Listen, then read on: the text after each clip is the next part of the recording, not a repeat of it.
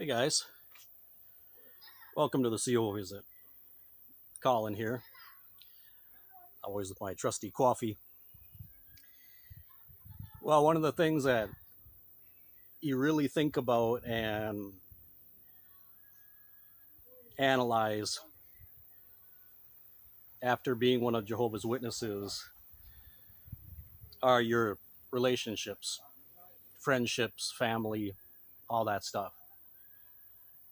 And for a lot of people, that really does a number on you, psychologically, emotionally, because you grow up within a system, or those of you, if you converted and you came in, it's basically the same because you create almost a brand new social circle, family and friends. Some of you brought other family members in later on and maybe friends as well. But especially to people who are born into it, the impact is even greater and much more deep, I would say. So, you grow up with people and you have what you believe are some very deep relationships, friendships, because of the belief system that you share, this hope that you share with other people. I'll give you an example. When many years ago, when I was still a witness, and I was living here in Honduras the first few years, and we had many conventions and 2-day assemblies in the capital in Tegucigalpa. And we would stay with this family. The other families would take you in Tegucigalpa. We came from a city called Choluteca in the south. It's about 3 hours, 4 hours south. And they would take us in. Obviously, most people didn't have money for hotels and things like that. So you actually stay with other brothers and sisters. And we stayed with this family that my wife's family knew. And they were really amazing people, beautiful people, wonderful. Of course, within the JW construct, right? And we stayed with them, and instantly I became like a part of that group as well. They already knew my wife and her family for years. And then I came along and they just accepted me right in. And it was this house in Tegus on this mountainside, and very populated area. Lots of houses, just one house right on top of another one. But it was a beautiful view. I loved going there. And all the family members kind of lived right in either in that house. They'd have each have their own room, or they lived right in the area. And the husband and wife, who were older, we just had a chemistry just right from the beginning. Got along very well. They're very nice people. They do anything for you.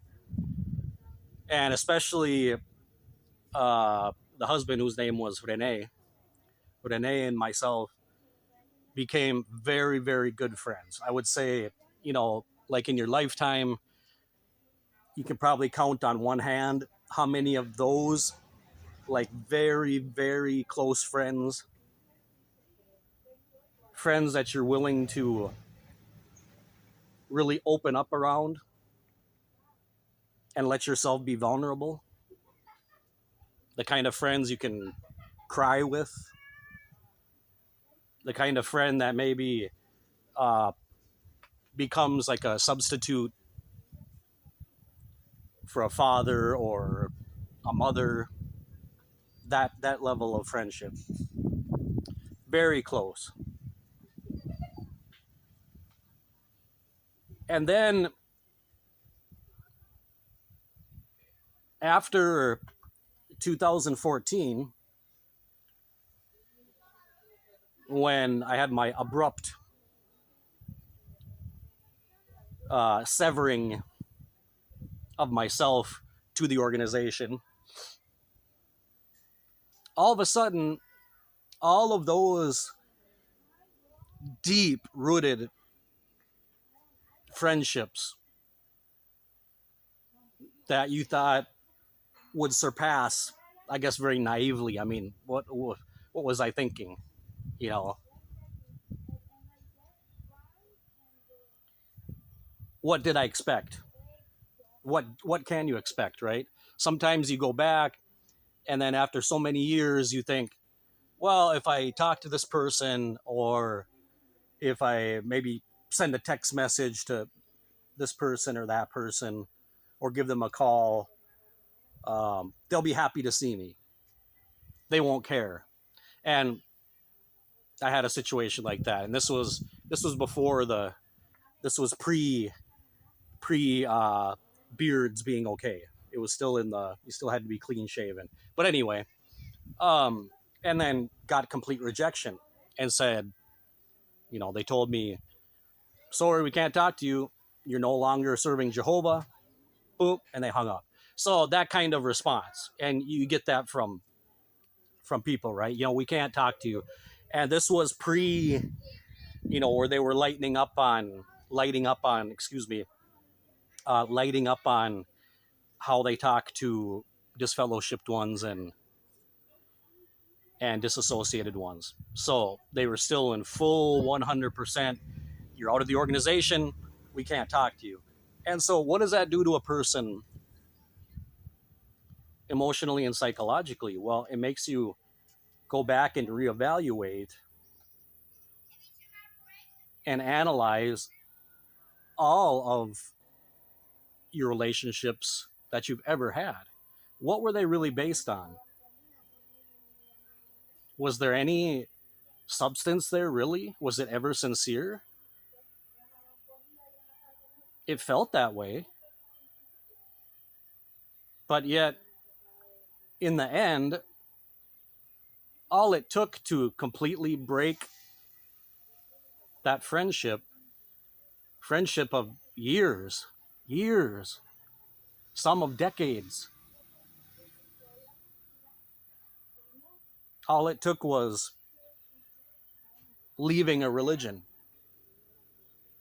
That's all it took. And all of a sudden, it's over. You're dead. No friendship. They won't talk to you anymore. They don't care anymore. Just from literally 1 second to the next, there's no emotion.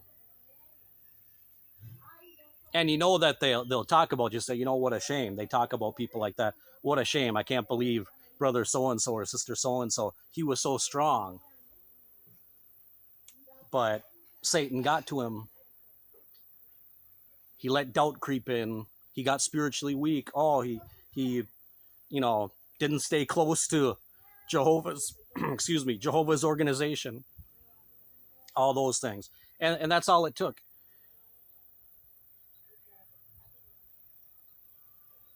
And what are the consequences of that? What fallout comes from that later on as you become, you make this transition into becoming an EXJW. Now you're out of the religion. You're starting a whole new life. You're rediscovering yourself. You're finding your identity again. And yet it becomes very, very difficult, if not impossible. Again, remember, I'm speaking about my own experiences and myself. You, according to what I'm saying right now, just mold it to whatever your circumstances are, okay? I'm not saying this is you or anybody else, but this happened to me. So you start really isolating yourself. I mean, literally, physically isolating yourself and shielding yourself from creating new friendships. It's kind of colloquial. I mean, and it's become kind of a cliche within our community here to say, oh, you go and you create new friendships and this and that. Well, not really. Not all of us. Maybe some people do. I don't know. I mean, I guess it depends a lot on your mentality and your personality and things like that. I've never been much of a socialite. I'm not very much of a people person. I'm a little bit introverted.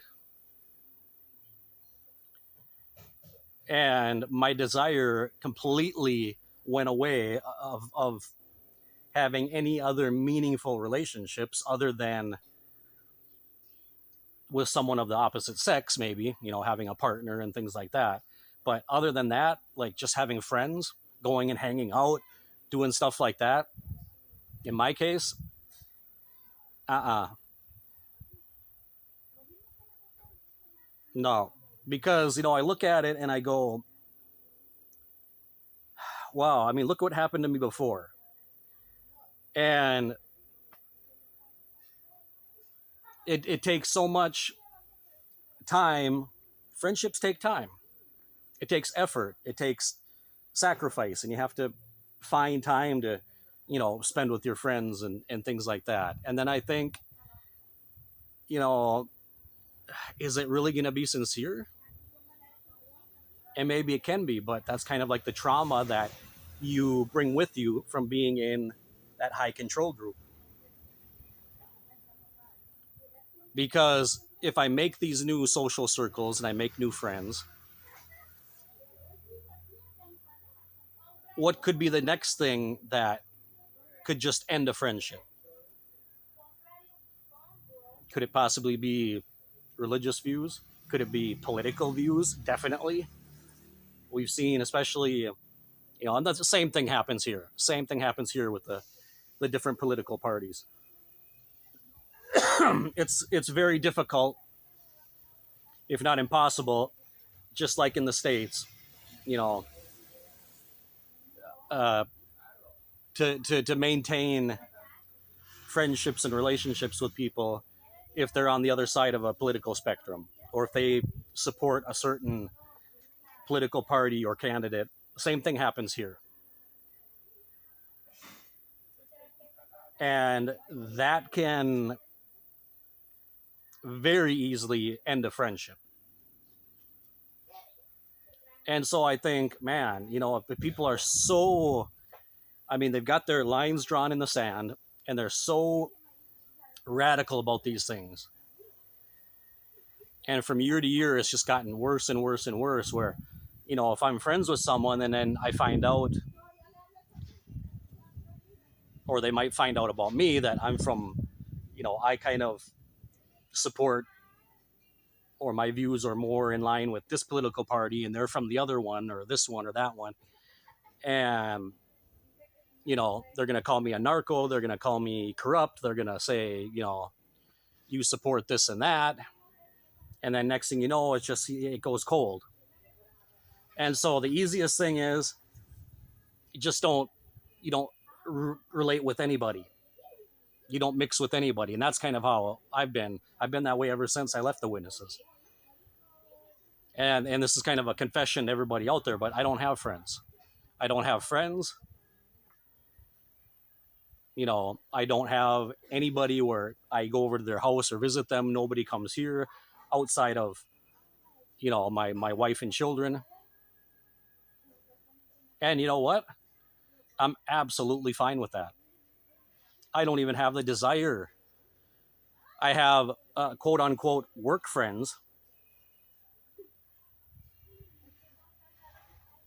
And a lot of times I felt tempted to kind of strike up friendships, especially at work when every year they contract foreign teachers. Sometimes they come from Europe, sometimes they're from the States. And I kind of feel like, oh, cool, finally I could maybe have a friendship or at least talk to someone from the States or from Europe or something. And we kind of have, I feel like we might have a little bit more in common. But tried that, doesn't work because they're in a totally different mindset than I am, because the majority of them, whether they're Americans, Europeans, whatever, their deal is, they come down here, they usually come just for a year, and to them this is just having fun. They're just having an experience. They're traveling around. And some people do this. They travel from country to country, and it's just party time, and they want to go around traveling, and they want to see the country, and they want to go to clubs and bars, and every single weekend is partying and drinking. And I don't do any of that. I don't drink. I don't party. I don't, that's past history. So it don't really fit in with that group. So it's just like, screw it, And so everybody's just kind of in their own little world. You have, like I said, like work friendships where you have people you talk to at work, and but other than that, outside of work, nothing. I just, my life basically consists of work, home, home, work, work, home. That's it. My life is literally, it's like a 4 or 5 kilometer radius. That's it. But a lot of that has to do with, like I said, things that I'm dragging behind me, this trauma from being a witness, not wanting to get close to anybody anymore, not wanting to have friendships.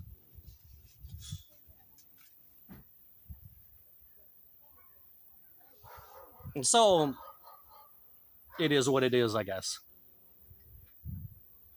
I hope maybe this resonates with some of you there. Please leave comments down below. If you're not subscribed to the channel, do it already. And it's not going to cost you a thing. But, leave comments, open up the debate down in the comment section, and let me know how your experience has been with relationships after the JW, how it's changed, or how you've done it if you have had relationships with people. So anyway, that's all for today. Today's Sunday. Tomorrow is Monday, August 4th. My vacation's over. Back to work. Got to go give classes. So we're starting up again. Well, I'm not going to give classes tomorrow, but we're going to start up again, getting ready for the new year. And then the following week, kids are back. And here we go again. Thanks for watching. Like I said, subscribe to the channel if you're not already. And be blessed. I'll see you in the next CO visit.